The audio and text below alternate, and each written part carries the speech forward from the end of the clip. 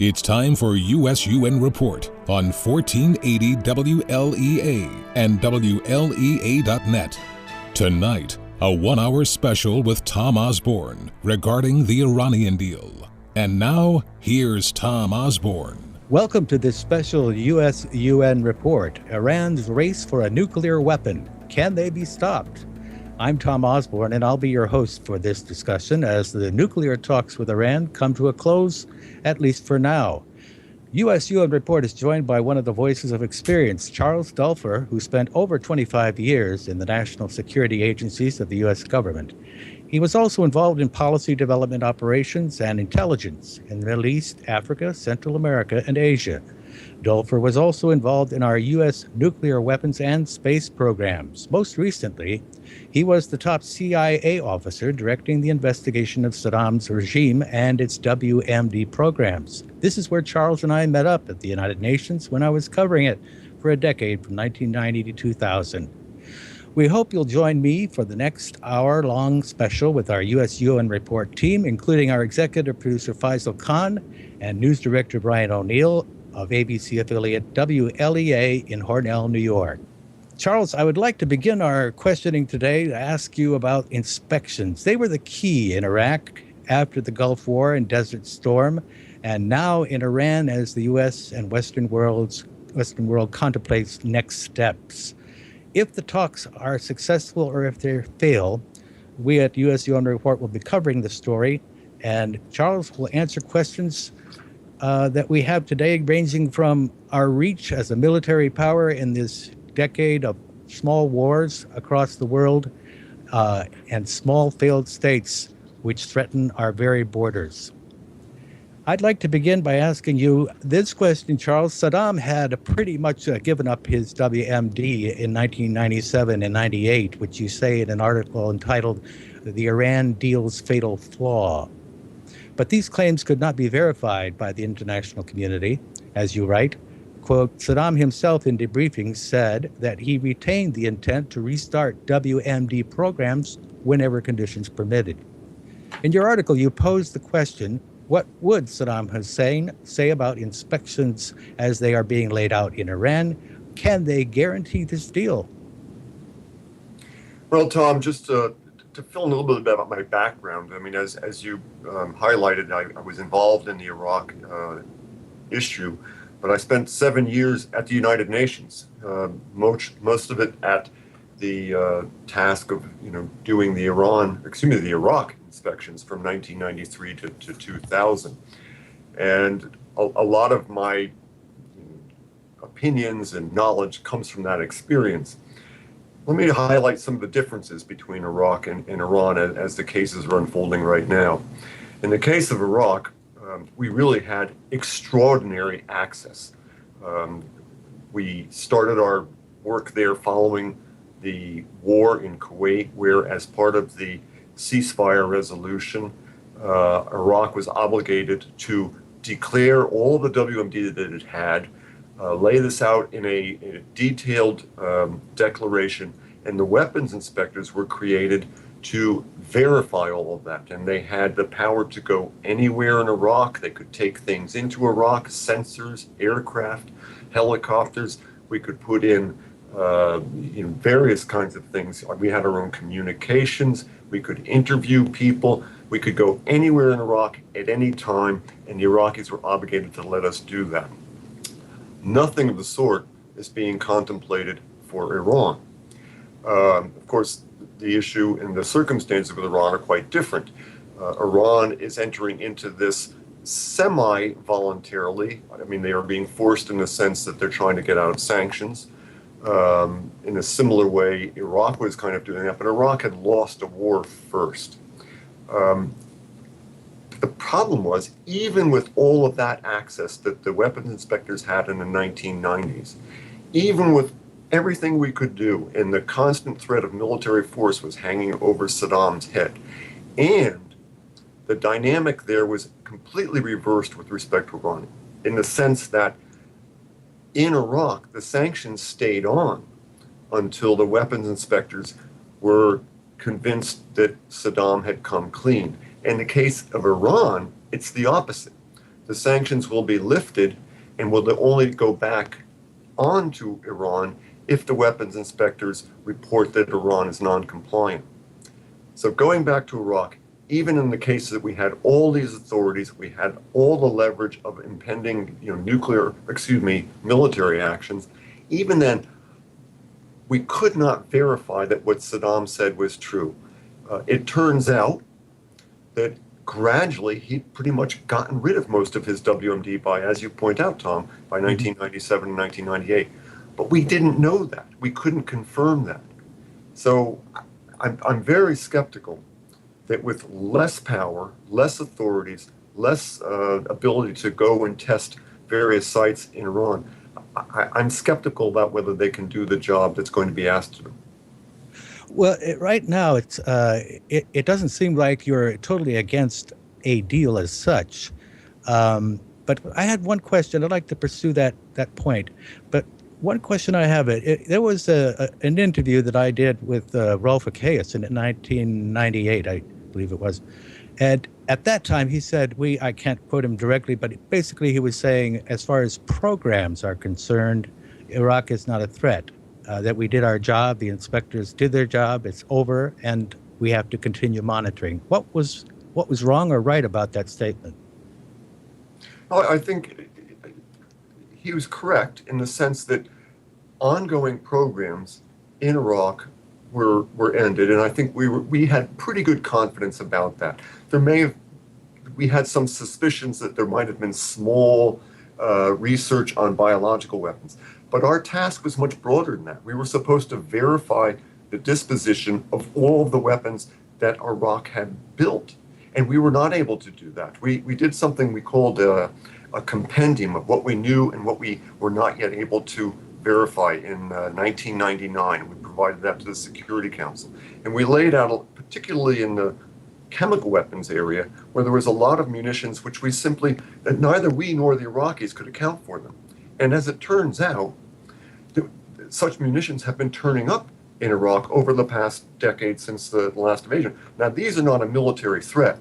These are weapons which were left over from the 1980s when Iraq was at war with Iran. And during that war, Iraq used 101,000 chemical munitions. So they had a lot of stuff, and they didn't have the best accounting system in the world. We were supposed to account for every last one of them, and it became pretty much an impossible task.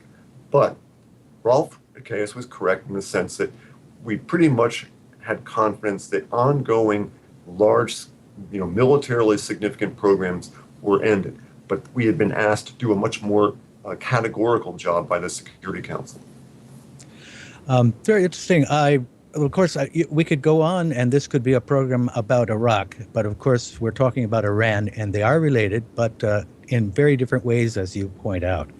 I was interested to see Bob Woodward's comments recently. He put it this way. He said the president is trying to do something to avoid confrontation of war. I'm sure you've heard this talk, and that's the right path in Woodward's opinion. He says the administration is being secretive about the details, but it's important for us to judge the deal when it finally comes out. I'm just curious, do you think Woodward has a point here? Are you privy to any of these secret details, or your thoughts in general?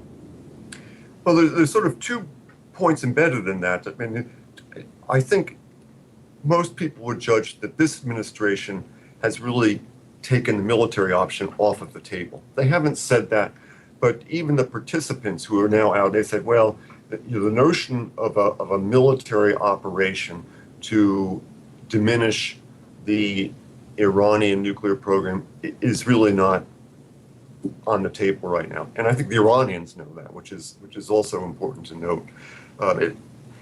The other point, though, is that, that controlling the information on this, and Woodward, I think, would be, quite sensitive to this. The administration has said, you can't judge the deal until you see it, and, it's not done yet. Well, that's true, but it also, allows them to control the message once it comes out. And, as soon as they come up with a deal, and I'm convinced that they probably will, they will present it, and it will be, it'll be characterized as historic. It's, a way of avoiding war and conflict, a new era, et cetera, et cetera. that's just any administration would do that. But I think what causes me some concern is that it will be oversold. Um, the agreement along the lines that was laid out this past April is not going to prevent Iran from ever having a nuclear weapon. It controls how soon they might be able to have a nuclear weapon.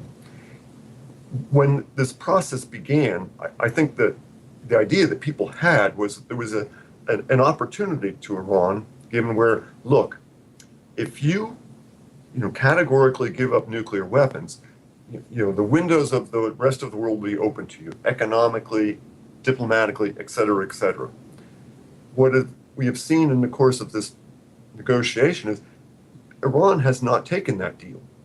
They want to get out of sanctions, quite clearly, but they haven't taken any steps which would definitively say that they're getting rid of the aspiration of having a nuclear weapon at any point. In fact, quite the contrary.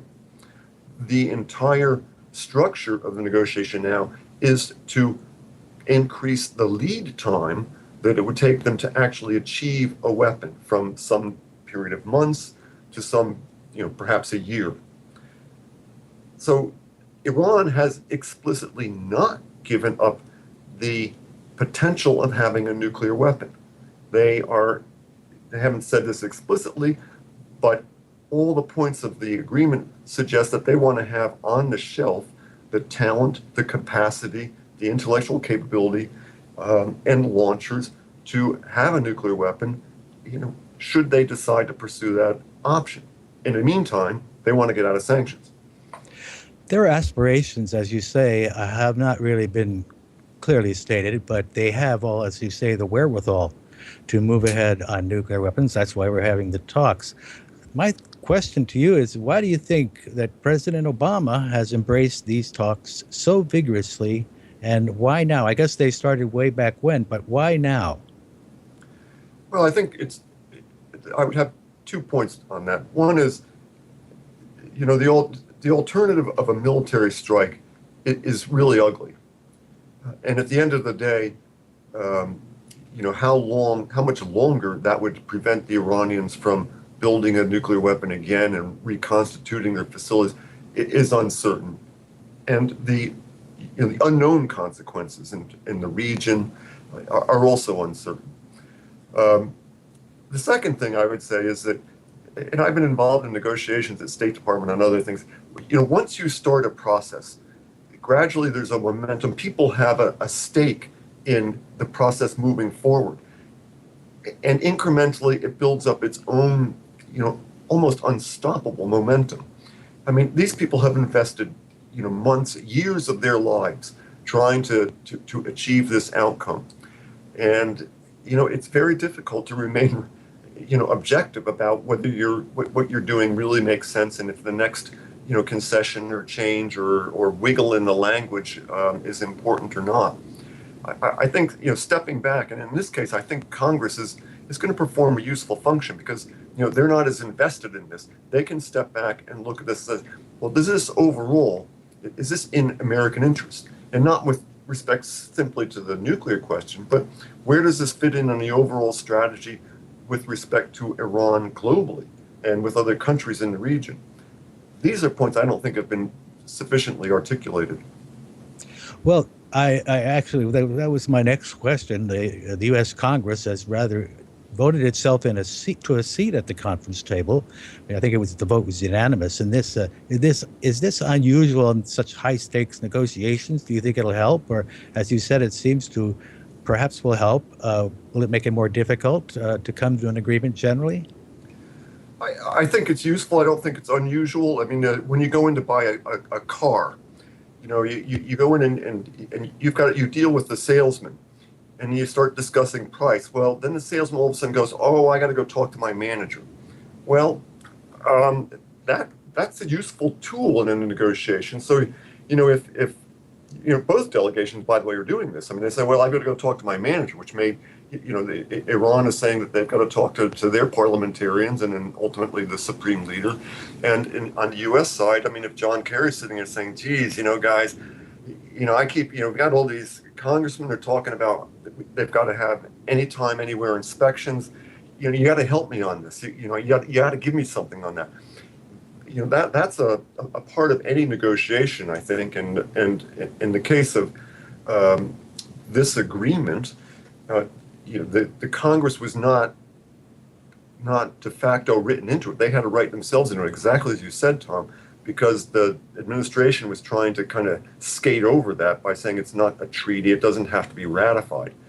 I think the key thing for the administration is they don't want to have to put this to a vote for ratification by the Senate, in which case I don't think it would get anywhere. But there's a bit of a mirror image process. They clearly don't have the same level of broad participation. Sure. Well, in other words, quite honestly, I can't imagine throwing this open to the U.S. Congress in the middle of an election year. That's actually why I asked the question. I think it's like almost like a basketball game, instead of a life and death agreement. But I guess you think that it's better that they do weigh in rather than they don't. Well, I think that they're raising some very legitimate questions with respect to how effective is the verification system going to be? What is the process by which sanctions will be reimposed? What is it that's going to cause Iran to sustain their compliance over the next 10 years? One thing is very certain about regime change. The regime will change in Washington in all likelihood before it's going to change in Tehran. There are those who believe that if you just simply buy enough time with Iran, the dynamics of the general population, it's going to become more westward leaning. They're interested in the internet, and they won't be these more radical leaders that have been running Tehran for the last 3 decades. I don't know that I buy that, but to have Congress look at the specific elements of the agreement, with that broader view and say, look, what are inspectors going to be able to do? How do the sanctions be reimposed? Why should Iran worry about that? Who's going to make the decision? Is it, because it's not just the United States. Who in the United States is going to evaluate the data? Is it going to be the CIA, the DNI? There's a lot of questions which Congress can ask and really kind of get some clarity on, which will be useful. Well, you're absolutely right, and the aspect of who gets the intelligence is a huge question, one that was contested way back 20 years ago. So we move on, if we can, to the idea of the deadline. Secretary of Energy Ernest Moniz, he is a physicist who heads up the U.S. delegation on technical negotiations for our audience. And he insisted recently that June 30th is a real deadline, and that, in his words, we are aiming to complete the deal, and that if there is a deal, we will know it if it is violated, in his words, quickly. Your response, Charles? Well, I expect he's really good at physical science. But in these kinds of agreements, and again, I'm going to turn back to my experience at the UN with Iraq, physical science doesn't necessarily drive the answer. There's political science, a lot of political science. And combining that with when you get data on the ground, and again, with all due respect to the Secretary of Energy, he hasn't been an inspector on the ground. And there is no data that you get which is completely unambiguous, or that a political scientist such as Sergei Lavrov could not argue very eloquently that up is down and black is white and so on and so forth. So the problem is you get this data, it goes to an international technical body, the IAEA, and then who do they report it to? How do they interpret it? Who is the one who's going to judge this is sufficient to raise the question of sanctions being reimposed or not? There's a lot of political science there, and whereas on June 30th there may be an agreement by the politicians that they've got a consensus, how long is that sustainable? deadlines and so forth, they have some meaning, but to the political scientists, I think there's a greater rounding area than they might expect. Political science, absolutely. And we'll come back and discuss some more of this very important topic. Iran gets the bomb. You're listening to Charles Duelfer, former weapons inspector for the United Nations and with the CIA and intelligence. We hope you'll join us in the next half hour for this important discussion on WLEA and WLEA.net. More in just a moment.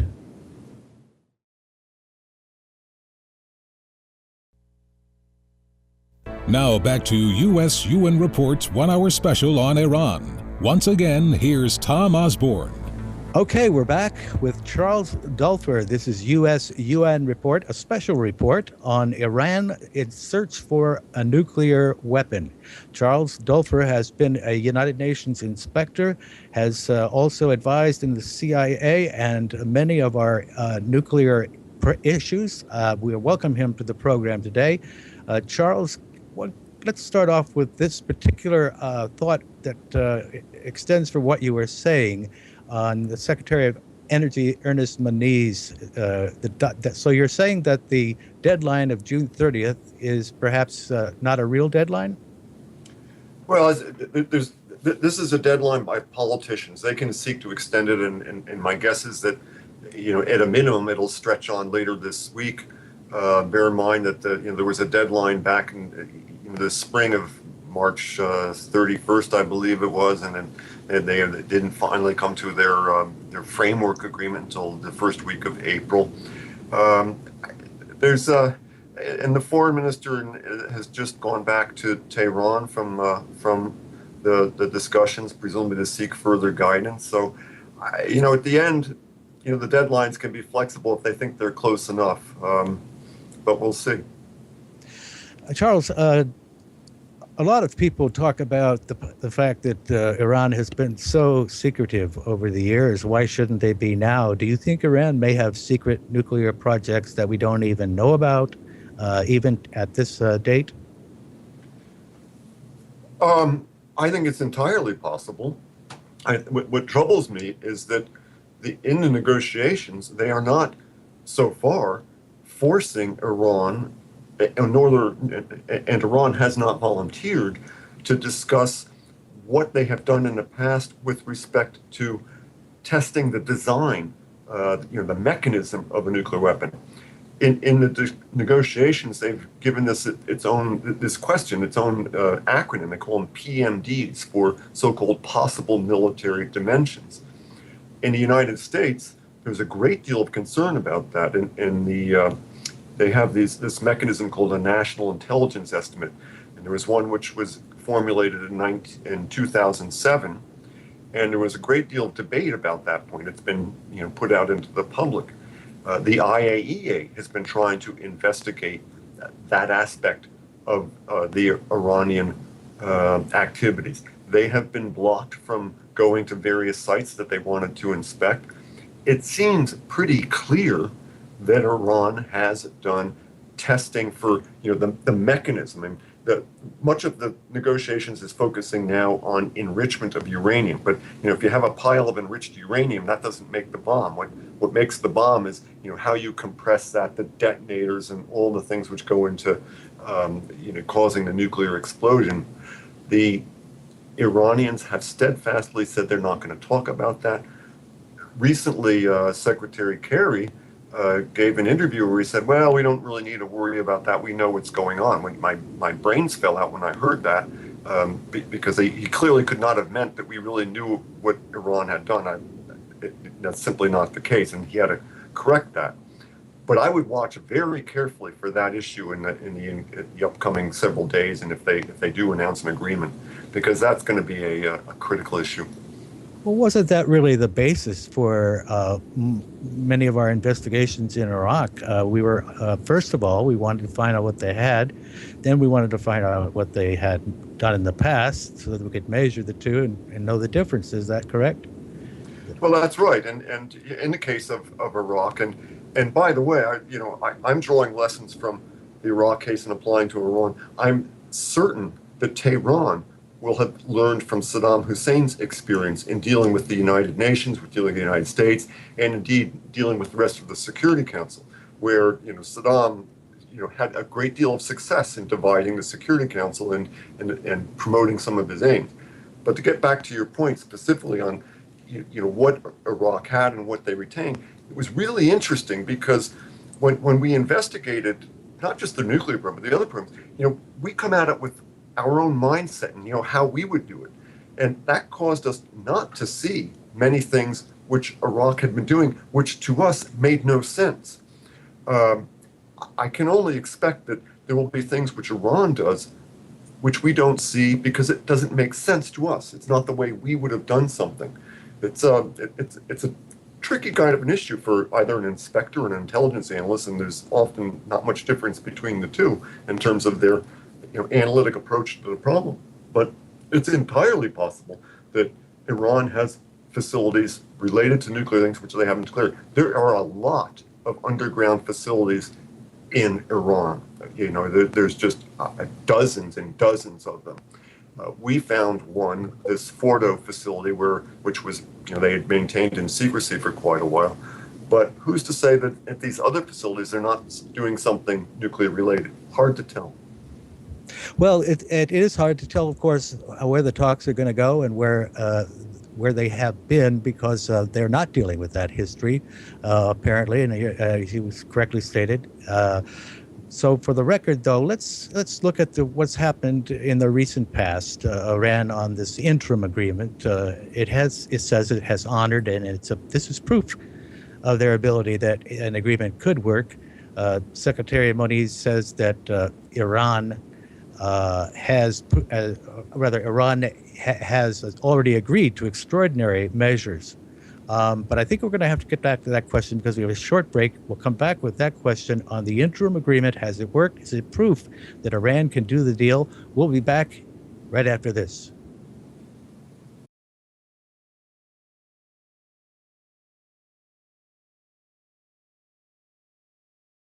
Now back to USUN Report's 1 hour special on Iran. Once again, here's Tom Osborne.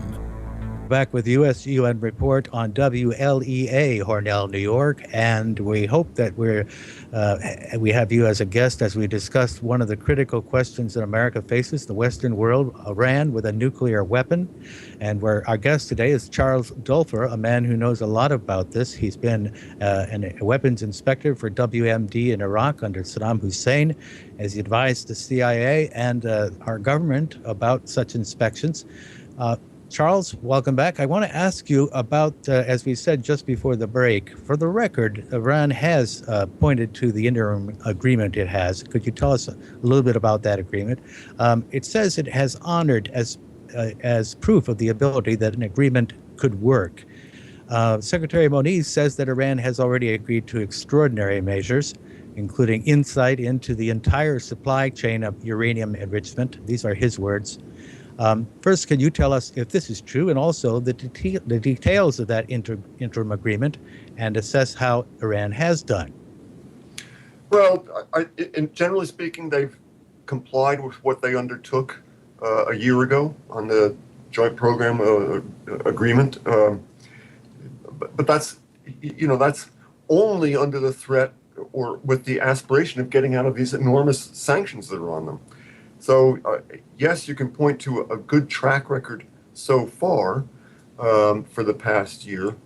They've, suspended the enrichment activities that they had. They've allowed the IAEA to certain of the locations that they had agreed that they could, go and inspect. But against a longer background where they have deceived previously, they've, outright, hidden this second enrichment location for a long period of time.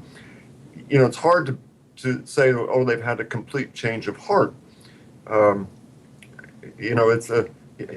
would need a longer track record before I would say that, oh, now we believe that Iran's telling the truth and we can verify that.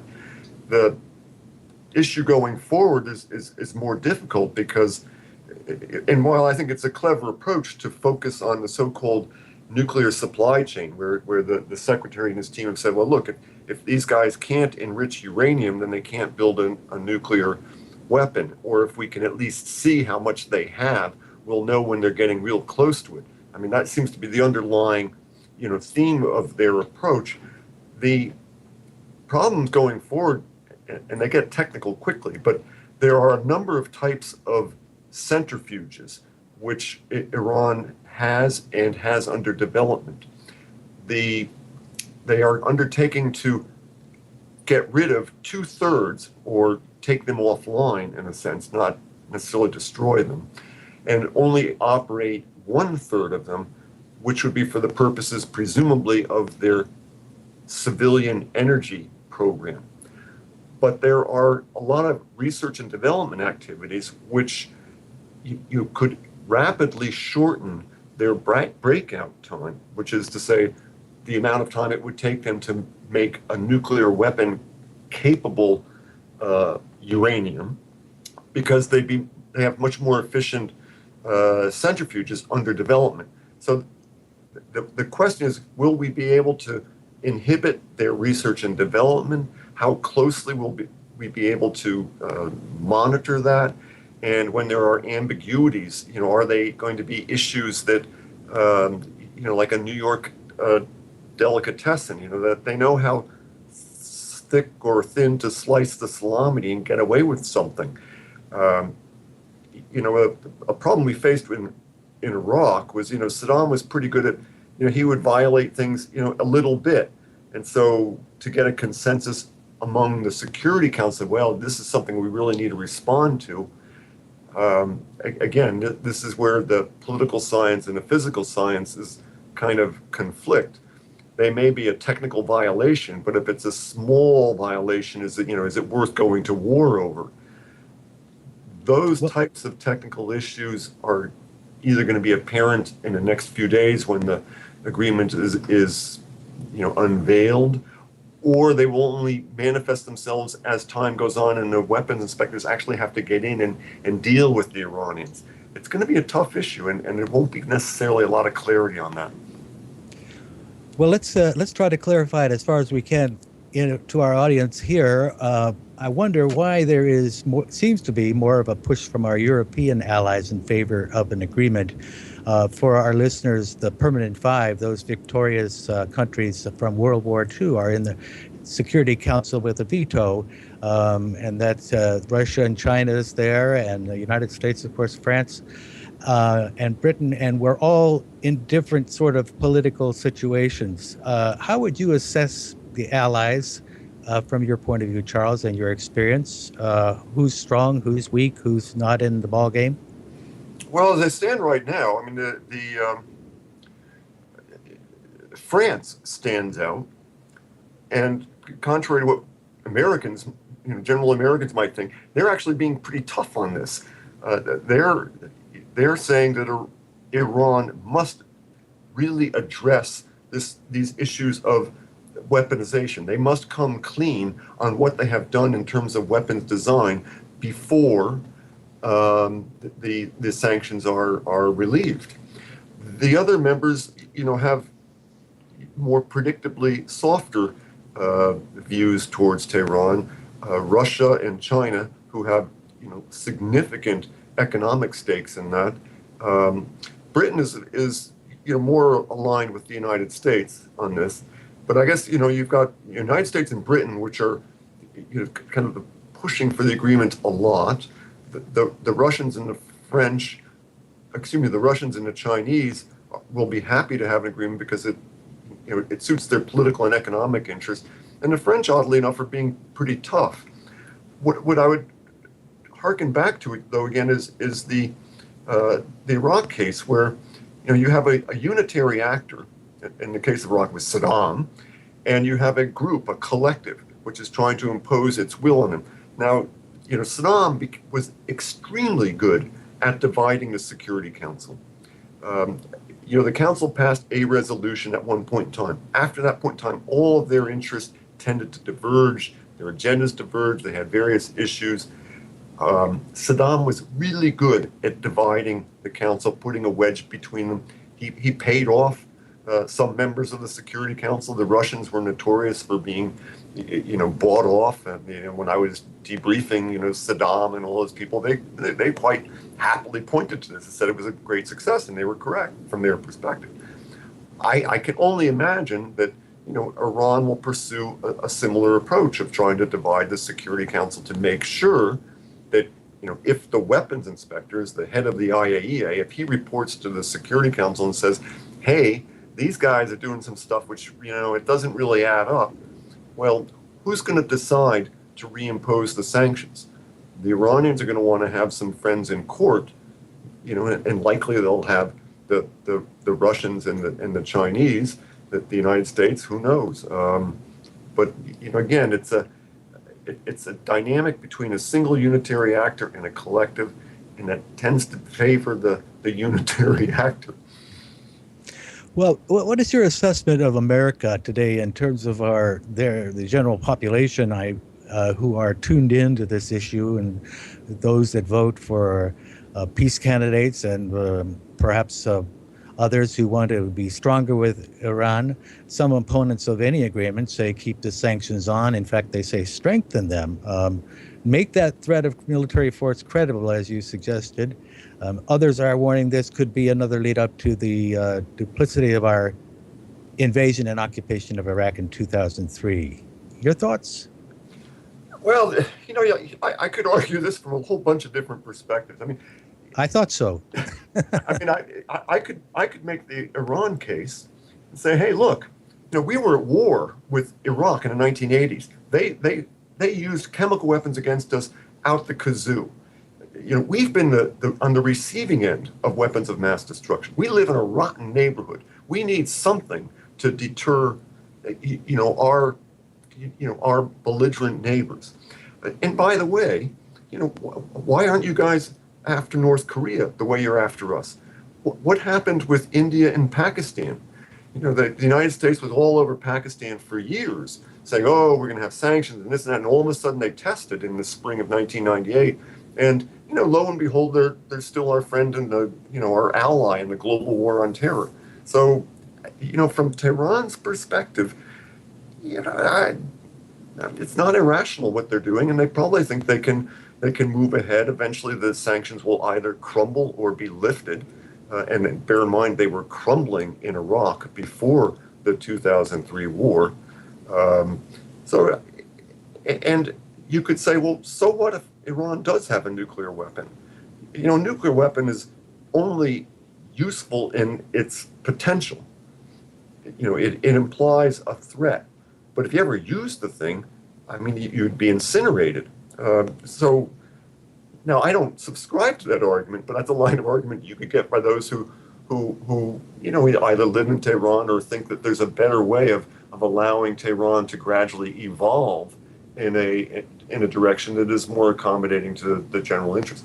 On the other hand, in the United States, you can say, well, look, we're focusing on this nuclear issue, but what about all the other things Iran is doing? Are we going to all of a sudden, say, Iran, you can, have access to our banks, all the SWIFT accounts, all this stuff is now on, and yet at the same time, these are the guys who are undermining Iraq. Iran has killed a lot more Americans than ISIS has, throughout the Iraq War, and even more recently. So, what is our overall strategy in dealing with Tehran? And, whether you believe the Iranian population is more supportive or more aligned with, general Western directions, we still have to deal with the leadership in Tehran, and they show no signs of changing. Exactly. Well, I guess you've touched on this, but what is at stake here? Let me put a few questions together. What's the alternative if there were no talks, or if the talks fail, and what would be the repercussions of that? In view of our preoccupation with ISIS now, the Middle East, and Russia's plunge into the Cold War, is the United States in the position now to do anything about it if we don't have an agreement? In my way of thinking, if we were very categorical about what we needed for inspections, and categorical about really getting the threat of sanctions to come back, depending upon a very light trigger on questions about Iranian compliance or cooperation with the inspectors, then I think perhaps Tehran would walk away from the deal. And Well, that's go ahead, not a Charles. bad outcome, because the onus would be on them, and it would be a clearer and more honest, I think, recognition of where the dynamic really is. From Tehran's perspective, I think they think, well, we really don't like the sanctions, and they are causing a lot of trouble. They've only been on in their maximum force for the last couple of years, but they probably think, well, we've got a path ahead. We could wait for the sanctions to erode, and they will over time, or maybe we can accelerate the process of getting rid of the sanctions by this negotiation with the UN. And they are still quite clearly retaining their nuclear weapons option. So, if we caused them to say, we can't accept this deal, you are requiring too much intrusiveness in your inspections, which I believe you really kind of need, and they walked away, what would be wrong with that?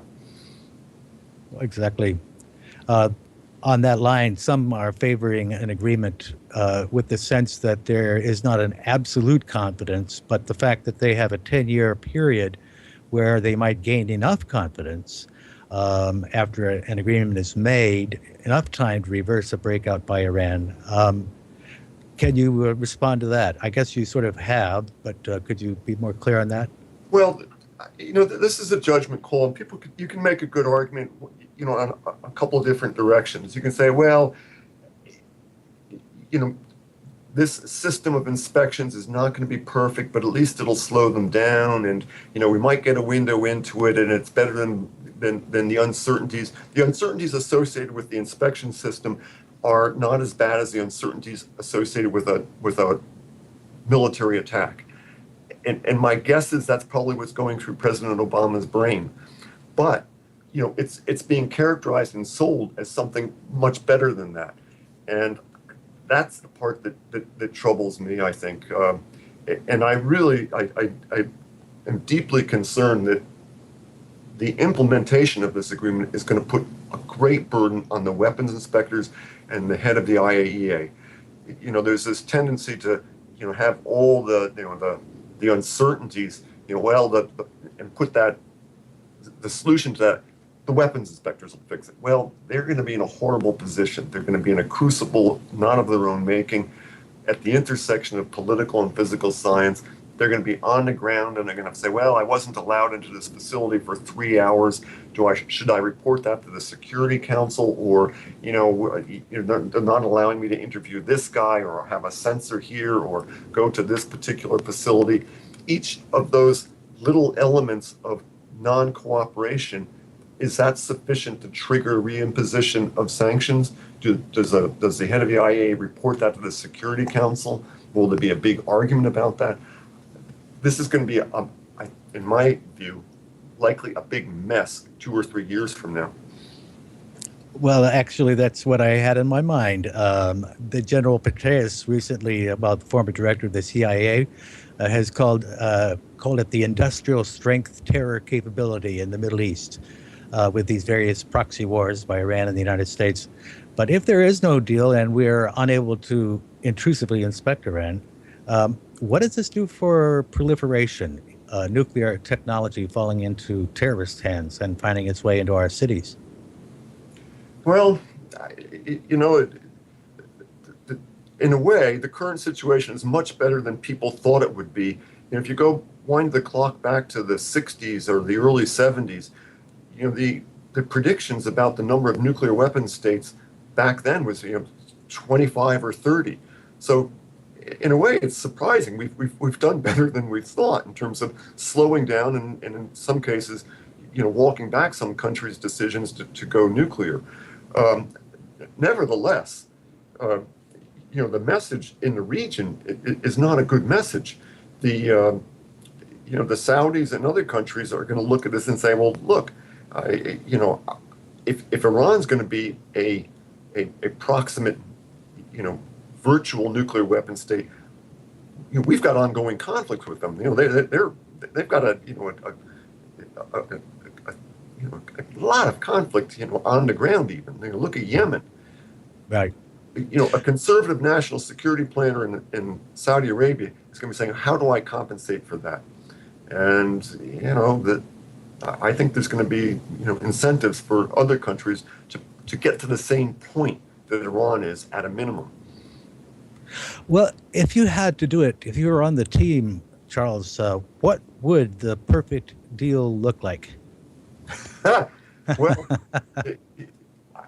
sorry about that. Being an outside observer, I can only imagine the headaches that go through the delegations and all of them. The enormous headaches that they have to deal with. But I think, we've got a moment where we've got these sanctions in place, which took a long time to build up to. It's really, really important to keep them as long as possible. I would push very hard for the most intrusive inspections that we really need. And if Iran walks away from that, fine. But otherwise, they needed to make a decision. Iran should still be forced to make a decision. Do you want to be reintegrated with the international community, or do you want this nuclear capability? We haven't really forced them to make that decision yet. We've negotiated back to allow, a breakout time, and we've said, well, the breakout time will be a year, and there's a lot of uncertainty about whether we or the weapons spectrum. When I say we, I mean the United States and its allies, and whether they will be able to detect activities in Iran that they're going to be able to respond to. Well, Charles, you are very good at discussing both sides of this question. I just want you to say, if you can, do you think it's better to pursue this deal even if it falls apart, in view of all the things that you lay out on a geopolitical scale that we have to face? Some deal better than nothing? I think it's useful to keep the dialogue going. I mean, it's, the people involved in the Iran issue is now, people who have direct action or interaction with Iranians on the United States side has increased a lot over the last, 2 years. And that has a, it's not an explicit, but it's an implicit advantage, because at least the people you're making assessments about. We don't have an embassy there, and we didn't have an embassy in Baghdad, and it turns out we lost a lot in terms of just understanding the internal dynamics of the regime and how they saw things. So I guess I'm giving you a long answer, Tom, but I would say it's all right. It's always useful to have a dialogue, because you reduce the risk of big mistakes. But I think what I would really like to see the administration come up with is a broad picture of where these nuclear talks fit in the overall strategy for the region and with Iran going forward. Well, as it stands now, the population in Iraq is supposed to be, I think, half the population is pretty much under 30 or 40 years old. It's a time perhaps that's ripe for this agreement that, perhaps may not come again. What are your thoughts on that? Well, the argument, and I think the numbers are even more than you're saying, Tom. I think it's a country where I think it's closer to 70% of the people of the population under the age of 30. So, and there were those who argued in the U.S. Soviet times, said, well, sex, drugs, and rock and roll will undermine the Soviet Union, and it's far more potent than nuclear weapons. There's something to that. So, I mean, there are all these young people who they want to be integrated with the rest of the world. They're on the internet. I mean, all you have to do is visit LA, and you can talk to a lot of Iranians who are back and forth all the time. But we still have to confront the problem. Those aren't the people in power right now. And this argument has been going on for, decades. The Iranian Revolution is, the leadership still, they're pretty consistent about what their goals and objectives are. And there's this, the Iranian Revolutionary Guard, the IRGC, they are doing some terrible things around the world, directly against our interests, and they're pretty successful at it. So there's got to be a balance between the sort of soft power approach where you want to appeal to the hearts and minds and the aspirations of the general population, those aspirations which are certainly not being met by the current leadership in Tehran. But at the same time, you've got to protect our interests and not allow the erosion of those countries in the region with whom we have longstanding relationships and interests. Well, I think we're just about out of time, Charles. Just one quick question before we go. Who needs this deal more, the West or Iran? In a few words. I think, from our side, we've miscalculated. I mean, I think we've got momentum for it, but I think it's much more in Iran's interests because they need to get out of these sanctions. And if it's not this, they have to wait for the sanctions to erode, and that can take a while. Well, we've been talking to Charles Duelfer. This is U.S.-UN Report, a special report on Iran in search of a nuclear weapon. Charles, we want to thank you very much for joining the WLEA audience and WLEA.net in Hornell, New York, and our viewers on our website across the world. Thank you, Charles, and I think we're going to have to do a follow-up. What do you think? This story is not going to end soon. I think the deadline's going to drag out on the way, Tom. But thank you very much. Well, thank you, and thanks for getting up Sunday afternoon. All the best. Bye-bye. I'm Tom Osborne. This is U.S.-UN Report.